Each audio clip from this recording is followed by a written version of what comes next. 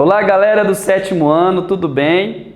Professor Flávio por aqui agora com vocês, Flávio Borges, aula de ensino religioso. Seja bem-vindo para mais uma aula nossa aqui e vamos começar então a nossa aula. Bom, nós estamos uma nova unidade nesse bimestre, com novos capítulos, novos temas para a gente poder aprender. E o primeiro capítulo que eu quero passar para vocês é o capítulo de número 5, conferindo o RG de Jesus. Você vai me perguntar assim, ué, professor, como assim? RG? RG não é o documento de identidade? Nosso, sim. No caso de Jesus, o registro histórico sobre a vida dele. Então, nós vamos aprender um pouquinho sobre o Jesus histórico. Não aquele Jesus, na parte da teologia propriamente dito.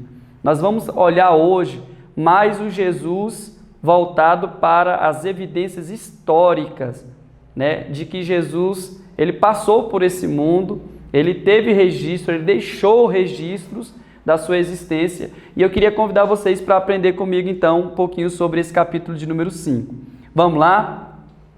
Vamos lá. A primeira coisa que eu queria compartilhar com vocês é o que a Bíblia fala. A Bíblia tem alguma coisa a falar sobre algum registro histórico da existência de Jesus? É claro que tem. E o primeiro delas está aqui, ó. Esta é a lista dos antepassados de Jesus Cristo, descendente de Davi, que era descendente de Abraão.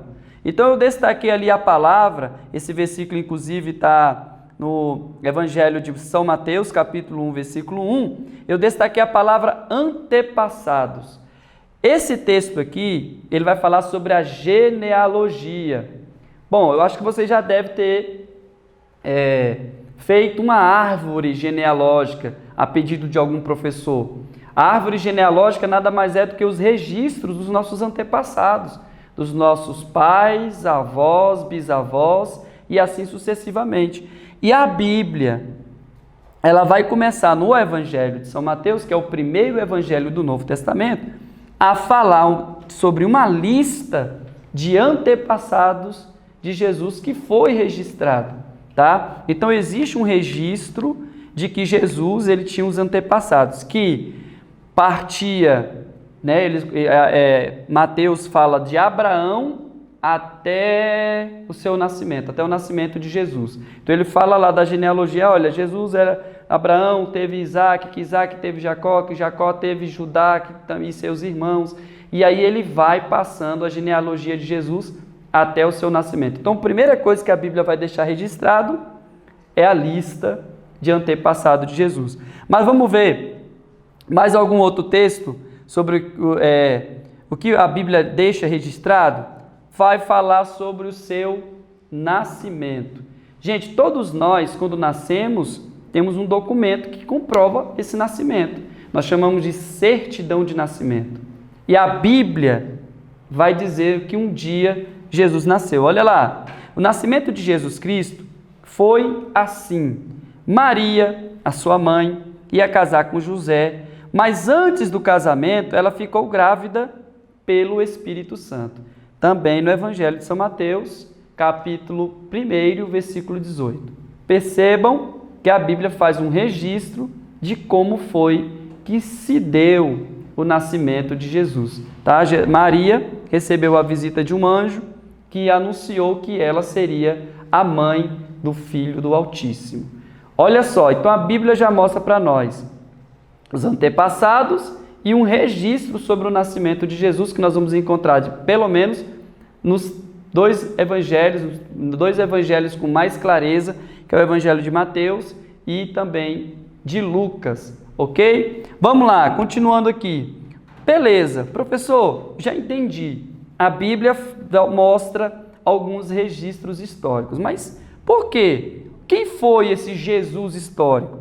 Gente, a gente usa essa expressão de Jesus histórico porque o Jesus histórico é um perfil da pessoa de Jesus como homem dentro do contexto de sua época, tá? Então o Jesus histórico é o mesmo Jesus da Bíblia, mas foca mais no seu lado humano, tá?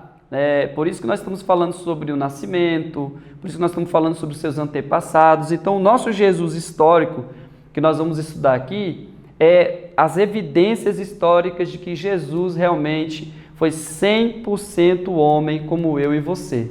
E a Bíblia mostra algumas evidências, mas existem outras evidências na própria história que nós podemos também evidenciar com clareza de que Jesus, ele foi um homem na terra. Vamos continuar dizendo aqui. Vamos lá, professor, quais são as evidências históricas? A primeira, nós já vimos, genealogia. Tem como a gente, então, estudar os antepassados de uma pessoa para confirmar, de fato, qual foi a sua linhagem, qual eram as características da sua família. Então, a genealogia, né, apresentada nos evangelhos. A segunda coisa, ele tinha uma nacionalidade. Ele nasceu em um país, ele nasceu em um local. Então, a nacionalidade de Jesus era a judaica. Ele nasceu em Belém, da Judéia. Ele era um judeu. Então, a gente pode perceber também que a nacionalidade é uma evidência histórica. Eu sou brasileiro e assim sucessivamente. Existem também evidências de que Jesus foi um grande mestre, né? Ele teve grandes ensinamentos. Até outros mestres reconhecem que não houve um mestre como Jesus. Nicodemos era um mestre em Israel e ele reconheceu que não havia ninguém que falava com autoridade como Jesus. Então, alguns seguidores de Jesus começaram a segui-lo justamente por conta desses ensinamentos, que mexia mesmo e que mudava a vida das pessoas.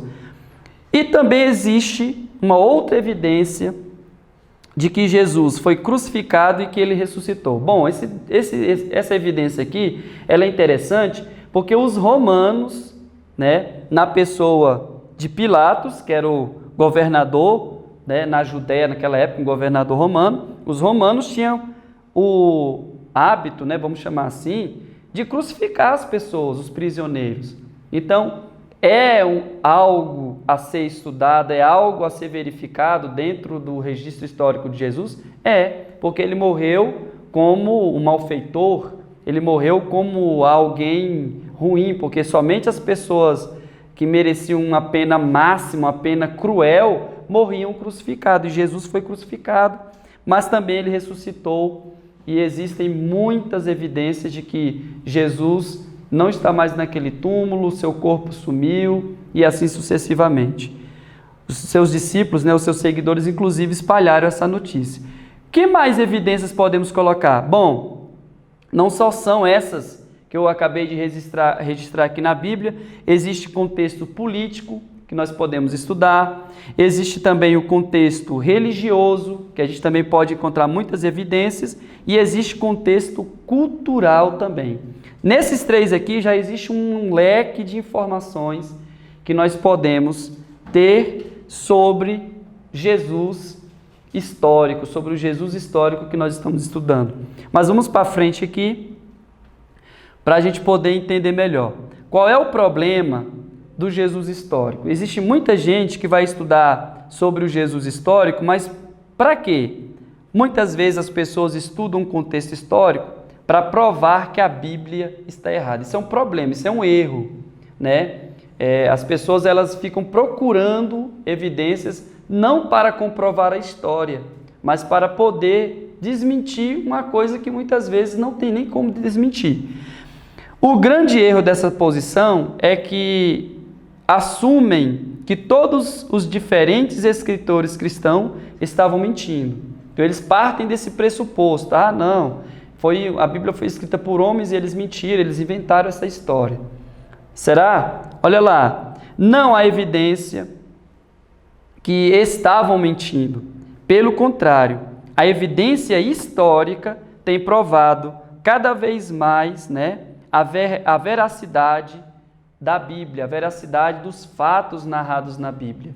Então, quanto mais a gente busca evidência sobre Jesus e sobre tudo, sobre a sua vida humana aqui na Terra, mais a gente consegue comprovar que Jesus realmente, ele passou por esta terra e ele foi um grande homem, ele morreu na cruz, ele ressuscitou, foi assunto ao céu e prometeu que um dia voltaria para vir buscar a sua igreja.